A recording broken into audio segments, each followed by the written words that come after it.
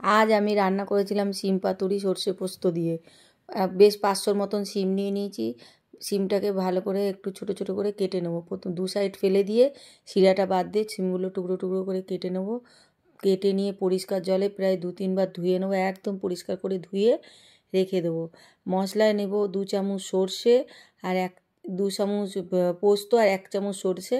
পোস্তটা একটু বেশি করেই দেবো, পোস্ত দিলে তো জানোই কোনো সব জিনিসেই টেস্ট বেড়ে যায়। প্রথমে একটু শুকনো ঘুরিয়ে নেওয়ার পর তারপরে 4-5টা লঙ্কা দিয়ে জল দিয়ে আবার ঘুরিয়ে রেখে দেবো। রেখে দিয়ে কড়াই তেল দেবো, বেশ অনেকটাই তেল দিতে হবে, একটু তেল দিয়ে করলে খেতে ভালো লাগে। কড়াই তেল দিয়ে কালো জিরে আর শুকনো লঙ্কা ফোড়নে দিয়ে দেবো। দেবার পর শিমগুলোকে ভালো করে নুন হলুদ দিয়ে ভেজে নেব, একটু লালচে লালচে করেই ভাজবো। এরম করে শিম চচ্চড়ি করলে দারুণ লাগে খেতে। মাছ মাংস ফেলে তুমি মনে হবে এই দিয়েই ভাত খাই।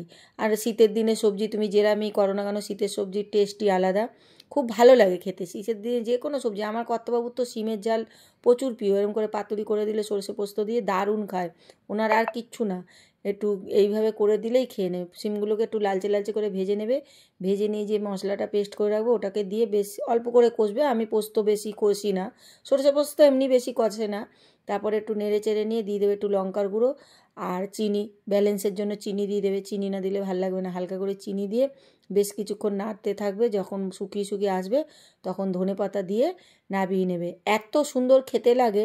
যদিও সবাই ঘরে রান্না করো, জানো এই রান্নাগুলো সবারই জানা, তাও আমি কিভাবে করি সেটাই তোমাদের সাথে শেয়ার করলাম। একদিন করে দেখবে, খুব সুন্দর খেতে লাগবে। দেখছো, দেখতেও যেরকম সুন্দর হয় খেতেও দারুণ হয়। মানে ভাত শুধু তুমি এই দিয়েই 1 থালা ভাত খেয়ে নেবে, আর কিছু তোমার লাগবে না, সাইডে কিচ্ছু লাগবে না। এত ভালো লাগে খেতে, তোমরা একদিন ট্রাই করে দেখো। আর ভালো লাগলে আমার চ্যানেলটাকে সাবস্ক্রাইব করো, আমার পাশে থেকো, কমেন্ট করো, শেয়ার করো। টাটা বন্ধুরা, ভালো থাকো, সুস্থ থাকো, আবার দেখা হবে পরের ভিডিওয়ে।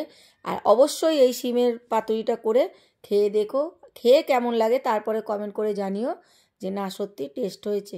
টাটা।